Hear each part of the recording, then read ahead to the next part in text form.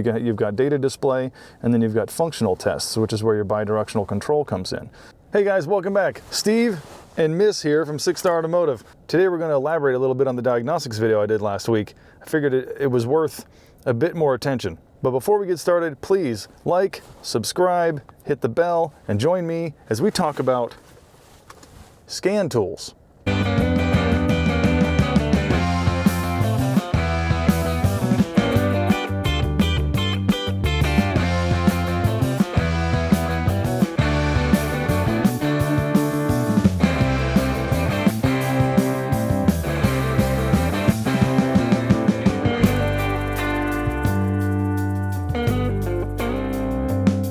So the reason I'm making this video is the common misconception that we can just hook up one of these guys right here and it just tells us the answer. That is absolutely by no means the truth whatsoever. The way that I generally will tend to explain it to customers is that the scan tool gives us a code, and the code will then basically let us know the path through the forest that we're trying to go. In the forest of diagnostics, you have an acorn. The acorn is your problem. And what the scan tool does is let us know which path through the forest. We still got to find the tree on the path, and we still got to find the acorn, but at least we don't have to walk through the whole forest trying to figure things out. We at least know the right path. So just in the last 10 years, scan tools have just had leaps and bounds of technological advancement. I definitely want to clear up some misconception about a product called FIXD. It seems to lay claim that guys like me that have tools like this are unnecessary and overcharge you for things. So let me back up a little bit. There's basically three types of scan tools. You're going to have an OBD2 generic scan tool, which every manufacturer has to give a certain amount of information to the aftermarket about emissions related stuff. And then you've got licensed aftermarket, like a Snap-on scan tool like this guy right here. And then the third one is going to be the factory scan tool, the one that GM made or produced or uses for their cars, or Subaru or Honda or whatever. They'll have their factory scan tool that is designed specifically for their vehicles and their vehicles only. So the first thing to understand is that technicians themselves usually will buy these scan tools, and a guy like this can run about $10,000 to $12,000. But you have to think about all of the software that this thing has on it.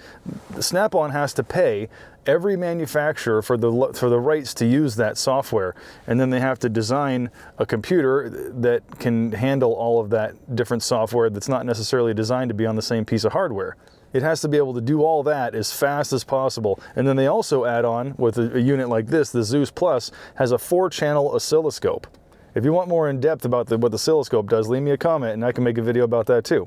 So the differences between the three types of scan tools are actually rather vast. The small little FIXD scan tools you can get for 20 to 60 bucks is only going to be unidirectional. So it's only going to be able to take data and then show you what it has. It can't do anything else. So you can pull codes. Sometimes you can monitor a little bit of data stream, but it's usually very, very limited. A unit like this is going to have what's called bi-directional control. So it can not only take data and at a much faster rate, it can actually command specific components in vehicle systems to do things that they wouldn't normally do under those circumstances. That can aid with diagnosis and help us find the solution to the problem much faster. So let's take a look at this guy and what it actually has. So on the back of these things, on the newer ones, they'll have the OBD2 dongle. This used to be a big giant monster with a cable on it, and now they're actually really small Bluetooth machines that have this little light that's really cool to help you figure out where to plug it in. So let's get this guy plugged in.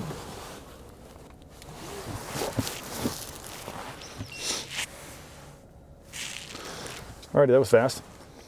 I'm going to see if I can multicam this thing. Oh, yes. So modern scan tools can actually automatically identify the vehicle using mode 9.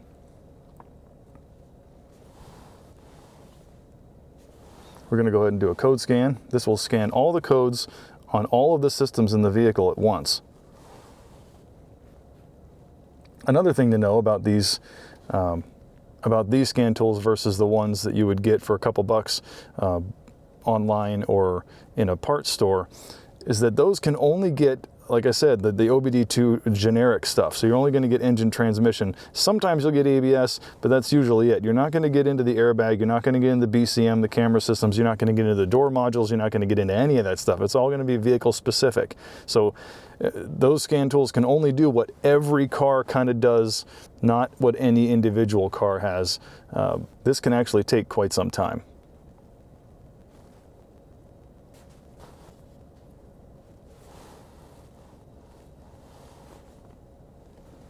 This is actually taking too long, forget it. What I wanted to show you was some of the things that we can do. So let's take a look at the engine. We're going to go into the data display. So this is where the difference, you've got data display, and then you've got functional tests, which is where your bidirectional control comes in. So you can do cylinder deactivation, you can do specific actuator tests, special functions, which allows you to do oil life reset and stuff like that. Sometimes there's more.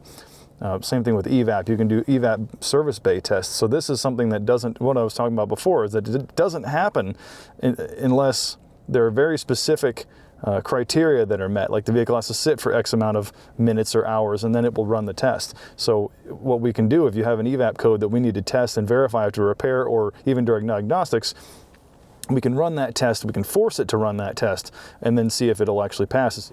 CMP actuator system tests, those are pretty cool. But yeah, see, like right here, I'll go to cylinder deactivation, and I'm going to deactivate cylinder 1. So while the car is running, I can actually shut one of the cylinders off. You're not going to be able to do that with a little FIXD unit. So here are your PIDs, your parameter identifiers. This is one of the reasons I talked about being a doctor. I mean, you have to really understand what all this stuff is before you can even get started with how to diagnose things. So understanding fuel control, understanding lambda, what is an MAP, or manifold absolute pressure sensor, what is INHG, right? What kind of engine load should you be seeing? Same thing with engine oil temperature, intake air temperature. What should these be? I mean, if you see just a bunch of numbers, but you don't know what they should be, then it's really, you're not going to be able to diagnose anything. You really need to know, what is open and closed loop? Are we in closed loop or are we in open loop, and why? This is the kind of stuff that the codes aren't going to tell you. When you saw the codes that I pulled before, there was a code in there for communication loss. That can happen for a myriad of different reasons, and it could even just be a glitch where it just had an issue with a low voltage, and then it was gone and came back. So it sets a code, and eventually if it sees that code doesn't, or the criteria for that code doesn't keep getting met, it'll clear that code on its own. So we'll look here at fuel trim.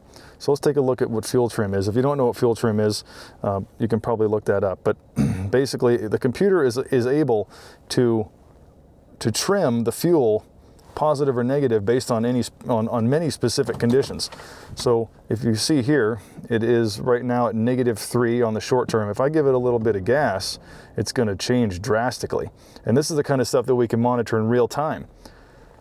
So you can see if it should be right around 0 pretty much constantly. So based on the specific circumstances, the outside air temperature, how long the car's been running, the engine coolant temperature, all that stuff, it has a factory map of where it should be. And if it's outside of where it should be, it'll add or reduce the amount of fuel that it's putting into the engine based on the information it's getting from the oxygen sensors. So that's just one thing. So let's go back and we'll go to, let's see here. We'll go to the anti-lock brakes. We're going to display some data, and we're going to go to anti-lock brake data, and I want to see, what do I want to see here?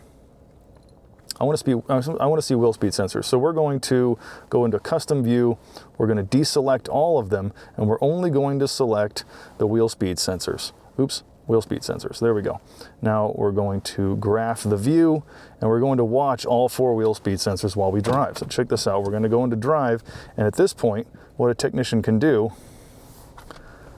is he can monitor all of the wheels to see if you have an ABS code, are all of your wheels running at the same rate or not. If they're not, you'll end up seeing differences in these waveforms, and they really should be exactly the same. If you ever have anything where you come to a stop and you notice you'll get that brrr when you come to a stop and there's really nothing going on, your ABS is actually activating in a manner in which it really shouldn't be.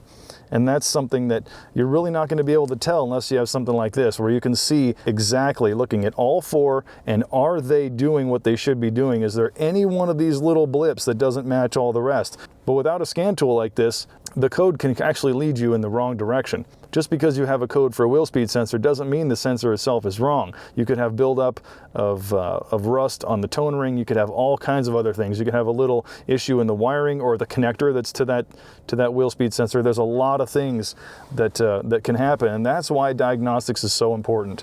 It's not good enough to just go by whatever the code says. We cannot afford to be wrong, right? We need to be right as often as possible. And these things are really the only way to make something like that happen. So even with the functionality this scan tool like this Snap-on has, it really doesn't compare to what the factory scan tools can do.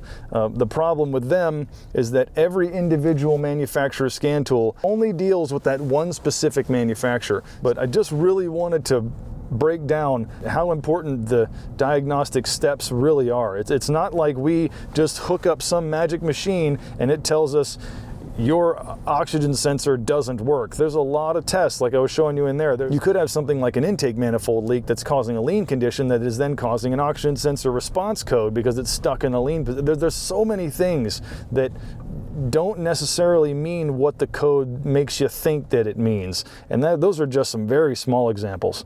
It's extremely complicated, and that's just one thing that I want you guys to understand, is that we're not just trying to charge you. We're trying to make sure that the technician has the time that he needs to do his job well, so he can get to the end and get to the answer as quickly as possible, and then we can get you fixed and back on the road without having any kind of guessing or speculation or any of that stuff. We want to do it right. We want to do it the first time. We want you to be happy, and we want you to come back. I mean, that's our goal. We want you to tell your friends, you know, that we took care of you, that we care about you, and that we're trying to do what's best for you.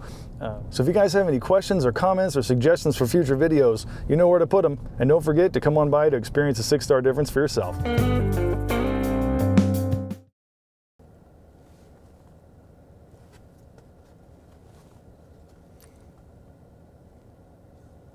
That was pretty perfect, miss.